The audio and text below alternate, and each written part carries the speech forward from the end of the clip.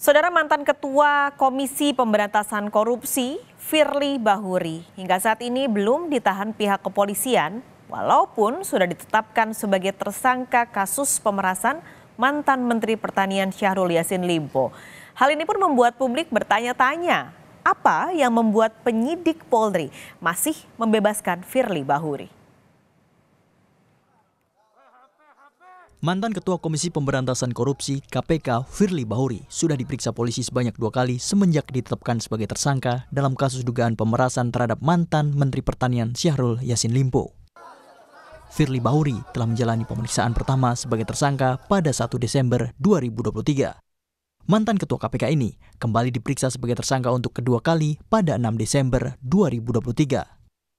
Firly ditetapkan sebagai tersangka kasus dugaan pemerasan Syahrul Yassin Limpo pada 22 November 2023. Syahrul Yassin Limpo diduga diperas menyangkut penanganan perkara dugaan korupsi di Kementerian Pertanian. Namun, hingga saat ini, Firly belum juga ditahan pihak kepolisian. Belum ditahannya mantan Ketua KPK ini membuat Kapolri Jenderal Listio Sigit Prabowo angkat bicara. Menurut Kapolri, yang penting dalam penanganan kasus pemerasan yang diduga dilakukan Firly adalah perkaranya diselesaikan. Kapolri juga menambahkan, penyidik memiliki alasan subjektif sehingga memutuskan belum akan menahan Firly Bahuri. Penahanan merupakan upaya paksa yang bisa dilakukan penyidik dengan alasan subjektif dan objektif.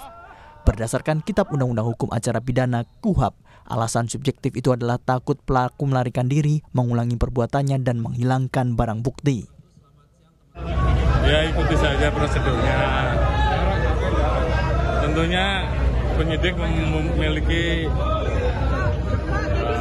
alasan-alasan subjektif, namun demikian sepanjang itu masih dimaknai bisa ditoleransi oleh penyidik, saya kira semuanya tetap berproses, dan saya kira yang penting bagaimana kasus ini dipuaskan.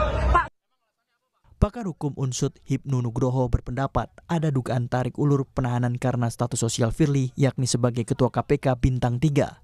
Menurut Hipnu, penahanan Firly sudah lebih dari cukup karena dari bukti yang ada. Hipnu dulu deh, Prof. Hipnu, ini kan kita sudah melihat ya, Firly Bahuri ini sudah 2 kali diperiksa. Kenapa sudah 2 kali diperiksa tapi juga belum kunjung ditahan? Secara hukum ini seperti apa Anda melihatnya? Kalau kita lihat ini kan sebenarnya ancaman hukuman penjaranya ini di atas 5 tahun, terlebih Firly juga sudah disangkakan pasal 12B Undang-Undang Tipikor yang ancamannya maksimal penjaranya ini seumur hidup. Pandangan Anda, Prof. Hipnu?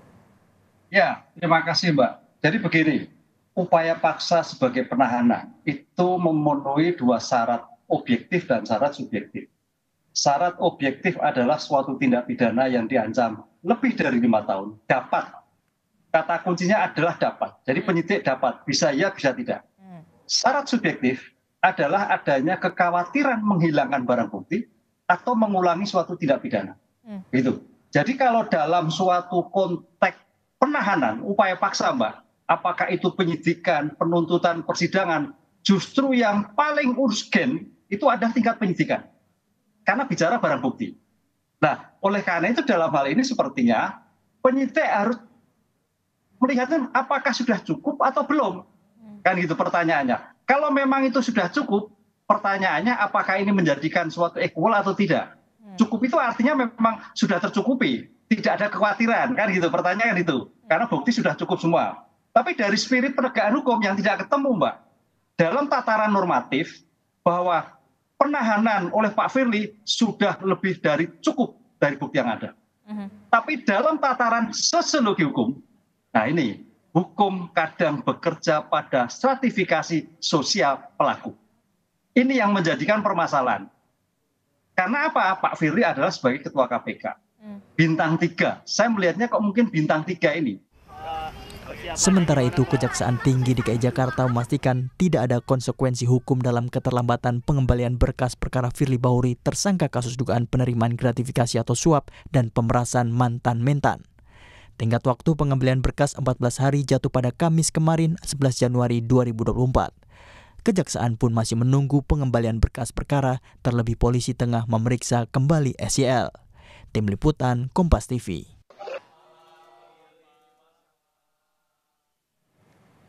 Informasi lebih lengkap soal perkembangan kasus Firly Bahuri akan disampaikan jurnalis Kompas TV Renata Panggalo di Mabes Polri.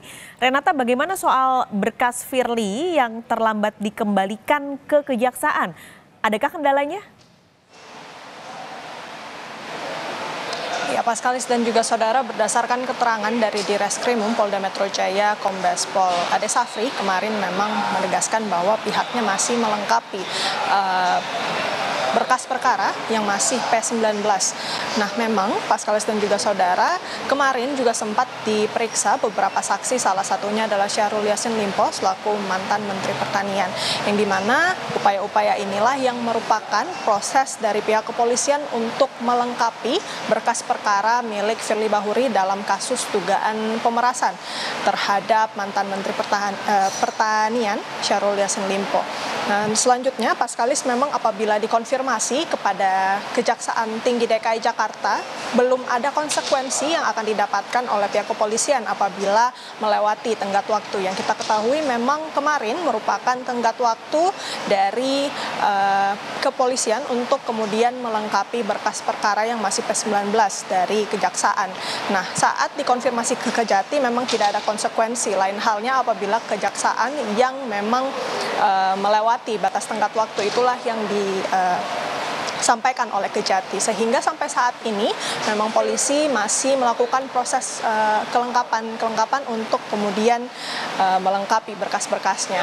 Kalau yang bisa saya jelaskan juga Paskalis, kemarin sempat diperiksa ada sebanyak 8 saksi, diantaranya mantan Menteri Pertanian Syahrul Yassin Limpo, kemudian juga Direktur Alat dan Mesin Pertanian Kementerian Pertanian Muhammad Hatta, Sekretaris Jenderal Kementerian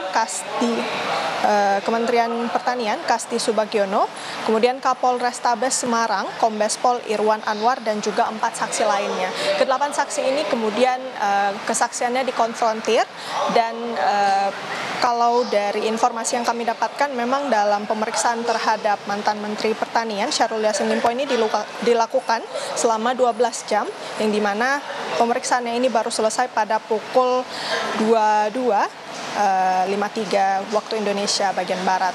Kabarnya juga Paskalis dan juga saudara, informasi terbaru pada hari ini nantinya sekitar pukul 2 siang akan dilakukan pemeriksaan tambahan terhadap Syahrul Yassin Limpo, dan informasi ini juga kami dapatkan dari pengacara mantan Menteri Pertanian tersebut, sehingga masih kita tunggu nantinya tambahan-tambahan apa yang kemudian akan digali oleh pihak kepolisian dalam pemeriksaan sebentar siang. Paskalis.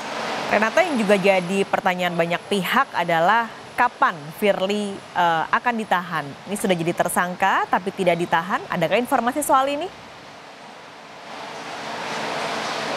Iya, Paskalis dan juga saudara, memang kalau informasi terbaru sampai saat ini belum ada, tetapi kalau kita melihat dari beberapa pernyataan yang dikeluarkan oleh pihak kepolisian, salah satunya dari Kapolri Jenderal Listio Sigit, memang mengatakan bahwa ada alasan-alasan tertentu dari penyidik untuk kemudian tidak menahan Firly hingga saat ini. Salah satunya alasan subjektif, yang dimana memang belum terlihat mungkin adanya kebutuhan untuk melakukan penahanan terhadap Firly Bahuri.